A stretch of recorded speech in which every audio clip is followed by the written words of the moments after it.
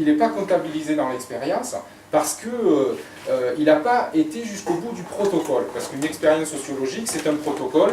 Si on ne respecte pas le protocole, on ne comptabilise pas les personnes. Mais dans ces 30% qui n'ont pas tué la personne, il n'y a personne qui a à un moment dit au savant à la blouse blanche, non, je refuse de continuer l'expérience, je m'oppose à l'autorité. Personne n'a fait ça, quoi. Et c'était pour prouver comment, à quel point, à travers cette expérience, on est soumis à l'autorité. Et soumis à l'autorité, on peut revenir encore au sérieux, le petit cochon qui, à travers déjà depuis longtemps, à travers l'éducation, a été formaté à ça. Donc, c'est très difficile de s'extraire de l'autorité.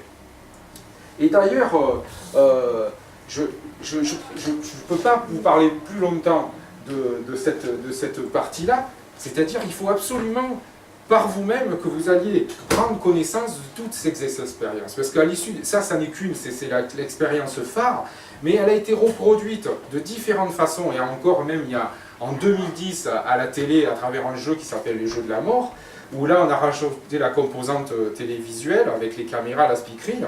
Donc il faut absolument que vous ayez connaissance de comment on fonctionne, vous fonctionnez, comment je fonctionne face à l'autorité. Parce que c'est déterminant dans le fait que on se comporte, c'est ce qui conditionne le fait qu'on se comporte comme des pions, comme des autruches. Et il y a en particulier ce livre-là de Michel Teretchenko, Un si fragile verdict d'humanité, ou alors d'autres livres qui ont été faits par Norman Bayard-Jones ou Noam Chomsky, La servitude volontaire, ou Léon Beauvois, Traité de la servitude libérale, ou Petit traité de manipulation à l'usage des honnêtes gens. Ces personnes-là, quand ils ont écrit ces livres, ils se sont posé la question, ils se sont dit, mais est-ce que je ne mets pas une arme dans la main des manipulateurs? Mais c'était une cause qui fait absolument aussi que les gens puissent avoir accès à savoir comment ils fonctionnent. C'est essentiel de savoir comment on fonctionne pour pouvoir se sortir de cette servitude de l'autorité, de l'aliénation. Je vous en parle pendant seulement 5 minutes, mais j'ai récemment passé plus de 10 heures de cours, rien que sur ça, à l'Université populaire d'Aix, justement sur les influences de groupes restreints, groupes de 30 personnes, etc. Et donc je vous dis, il y a des recettes de manipulation, mais qui sont phénoménales comment elles marchent, quoi. C'est-à-dire avec 4 éléments, on peut arriver à manipuler, et donc la principale façon de manipuler les gens, c'est de les isoler.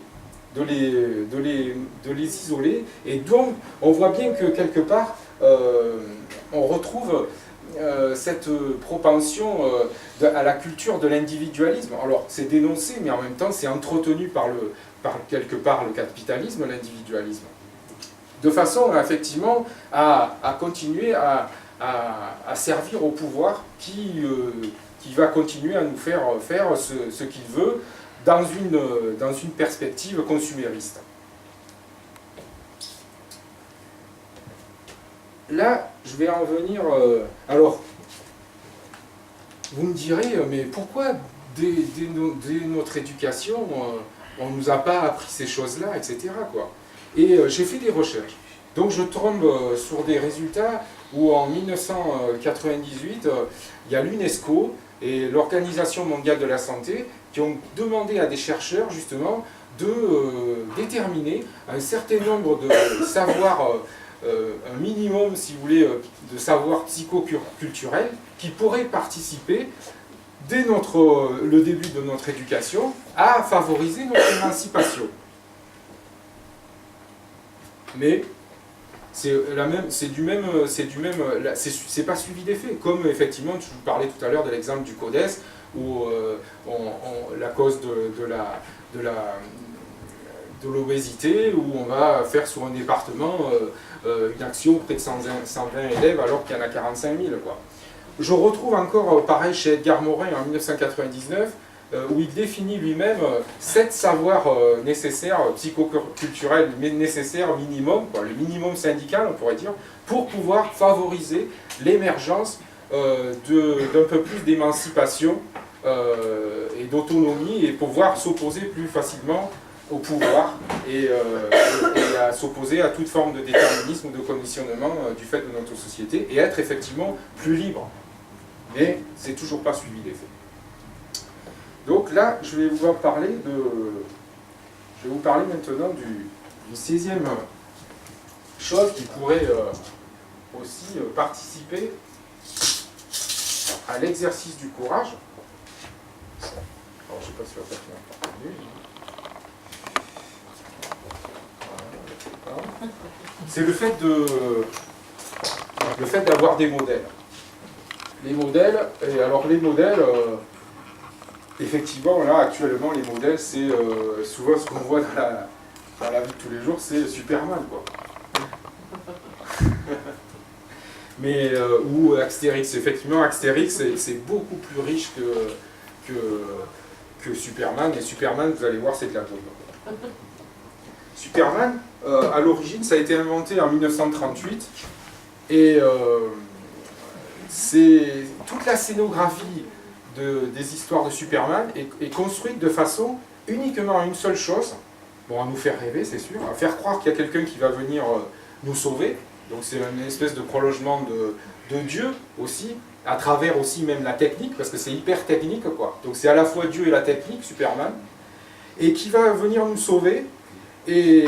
Mais en fait, la seule chose qui nous fait Superman, c'est revenir toutes les semaines racheter le magazine pour avoir une nouvelle histoire. Parce que toute la scénographie des histoires de Superman sont faites de façon à squeezer quelque chose de notre cerveau, à savoir que ça se passe la nuit, il n'y a pas de notion de temps, c'est toujours comme si c'était dans un rêve, et en fait, on n'est pas du tout... on ne retient pas qu'en fait, il vieillit pas, quoi. De 1938 à aujourd'hui, il n'a pas pris une ride, il n'a jamais eu une copine, pratiquement, et parce qu'en fait, s'il était dans la vraie vie comme nous, il se consumerait, quoi. Et il se consumerait pour partir de la naissance jusqu'à la mort, quoi. Et en fait, pour pouvoir rester... donc c'est pas vraiment un modèle, parce qu'effectivement, ça n'a rien d'irréel, et ça ne peut pas coller à notre existence, à notre vraie existence. Effectivement, Astérix, ça serait beaucoup plus... Astérix, c'est même avec la potion magique, quoi. La potion magique, il y a quelque chose d'intéressant dans la potion magique aussi. Sauf qu'il ne faut pas en abuser, quoi. La potion magique, je suis allé voir une fois une conférence justement sur les 12 travaux d'Hercule, et il parlait de la potion magique, mais bon, ce qui pourrait être un peu la drogue, quoi, ou l'alcool, ou etc. Sauf que, effectivement, on le voit bien dans beaucoup de cérémonies initiatiques, il y a toujours une prise de quelque chose qui permet de donner un petit peu du courage, quoi. Mais par contre, ça peut être utile, la potion magique, mais à condition, effectivement, que ce soit encadré comme c'est encadré dans les cérémonies initiatiques, par un chaman, par un guide, etc. C'est-à-dire qu'il y ait des repères, le père. C'est-à-dire, sinon, sinon, on a tendance, comme on va faire certains, à beaucoup se droguer et à penser en tout cas, ça fait surtout nous endormir sur nos problèmes et sur le fait qu'on est entouré de problèmes.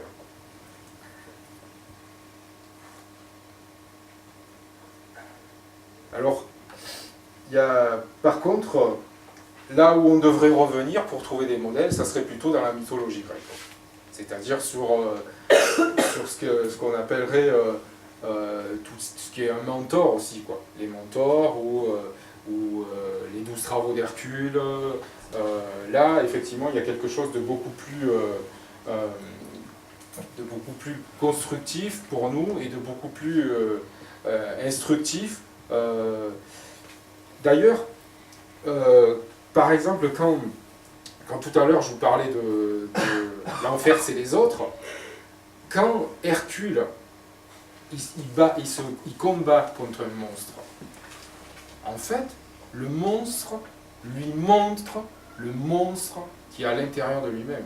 Pour revenir à ce que je vous disais, que l'enfer, il est à l'intérieur de nous-mêmes.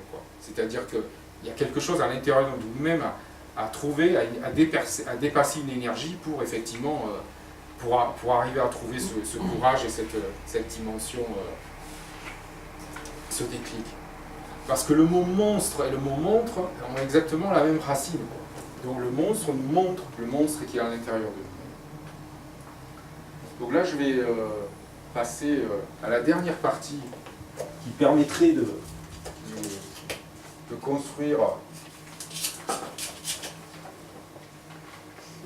C'est-à-dire c'est la façon aussi de faire fonctionner, tous ces éléments qu'on peut avoir à l'intérieur de nous-mêmes et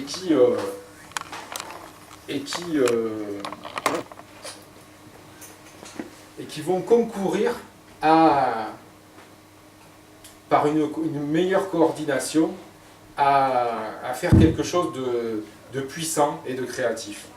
Au lieu d'avoir... C'est un peu comme si à l'intérieur de notre cerveau, on avait toutes les capacités, tout le monde a toutes les capacités pour pouvoir résoudre des problèmes, la créativité, comme je disais, le courage aussi, etc. Mais que la plupart du temps, on est plus en conflit avec nous-mêmes, ou alors on se met volontairement en conflit quand on dit mais qu'est-ce qu'il faut faire, qu'est-ce que je ne peux pas faire, est-ce que je peux le faire, est-ce que ça va réussir, est-ce que ça ne va pas réussir, est-ce que c'est cette option et cette option, est-ce que je dois changer ou pas changer, etc. Donc comme ça, pendant ce temps-là, on fait des tours de bocal et ça n'avance pas, quoi. Et pour illustrer ce qui se passe ce qui pourrait se passer de façon idéale dans notre cerveau, c'est, j'ai un film qui me parle beaucoup, c'est le premier film de Cube. Dans le film Cube, il y a un groupe de personnes, ils sont une dizaine peut-être, je ne me rappelle plus, et parmi ces 10 personnes, il y a un autiste. Alors pour moi, dans ce film, il n'y a que 2 personnes. Il y a 9 personnes qui représentent, le groupe de 9 personnes qui représentent un individu, et après un deuxième individu qui est représenté par l'autiste. Et dans ce film, il s'agit de parcourir un labyrinthe, pour sortir d'un labyrinthe, et à travers ce labyrinthe, il y a différentes portes à passer, différentes énigmes à résoudre pour passer des portes pour arriver jusqu'au bout du tunnel. Et à chaque énigme, il s'agit de se mettre en coopération, en coordination, de façon à pouvoir résoudre au mieux, faire travailler au mieux son cerveau pour résoudre l'énigme.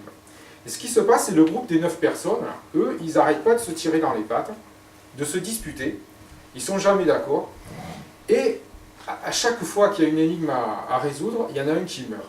Par contre, lui, l'autiste, il reste toujours plus ou moins à part. Lui, par contre, on va dire que l'autiste, c'est quelqu'un qui a toutes ces parties de son cerveau à l'intérieur qui sont hyper bien en communication, en hyper-communication, mais par contre qui n'est pas en communication avec l'extérieur, avec la société. Il est un peu enfermé dans son monde.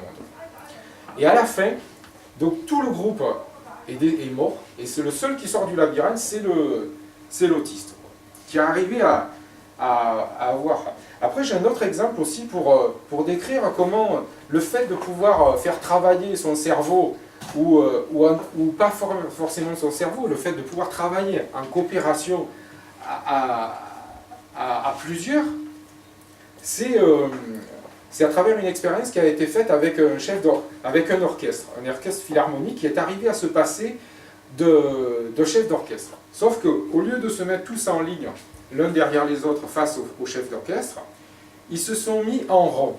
C'est-à-dire qu'en fait, ils se voyaient tous se voyaient visuellement et s'auto-contrôlaient mutuellement. Et en fait, ça demande un petit peu plus d'entraînement, mais ils sont arrivés à jouer parfaitement leur œuvre,